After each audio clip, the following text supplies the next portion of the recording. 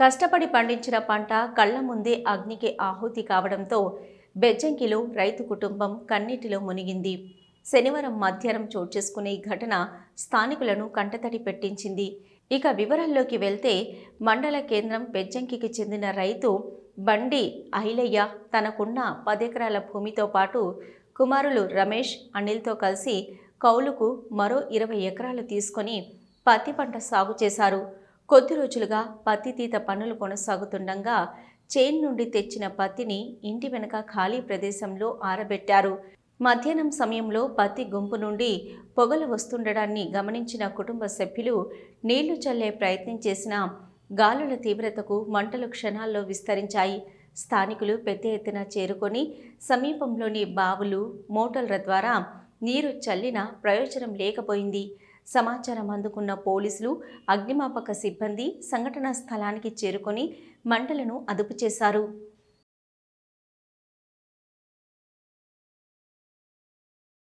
CCI నిబంధనలే ఎక్కువ కారణమని భావిస్తున్నాము.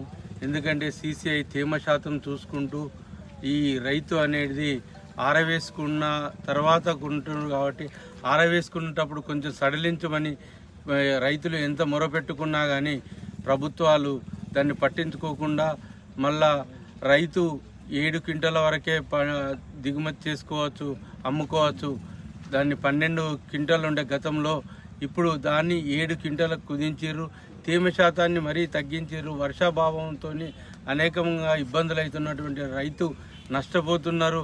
అప్పటికే అత్యంత నష్టపోయి ఉన్నటువంటి రైతులు ఇంటికాడ ఉన్నటువంటి జాగలో వాళ్ళు కౌలుకు పెట్టినటువంటి పత్తి ప్లస్ సొంతం సేద్యం చేసుకున్న 2 కుమారులతో ఆధారపడి ఉండి పత్తిని ఆరబెట్టుకున్న సమయంలో ప్రమాదవశాత్తు ఇంత నష్టం జరిగిందంటే సుమారు 50 లక్షల నష్టం జరిగిందంటే దీనికి కారణం విషయమే. రైతులు ఆన్లైన్ చేసుకుంటే 24 గంటలనే పత్తి అమ్ముకోవాలి.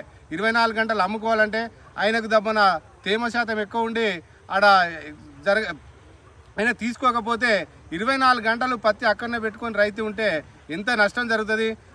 అందువల్ల దళారులు ఎక్కువై అక్కడ ఆ పత్తిని కొనుక్కుంటారు. పాపం రైతులు వడ్డీకి పావుసేరు ధరను పెట్టి అమ్ముకొని వస్తున్నారు. దయచేసి కేంద్ర రాష్ట్ర ప్రభుత్వాలు ఆదుకొని ఇట్లాంటి రైతులను నష్టపరిహారం తప్పకుండా చెల్లియాలని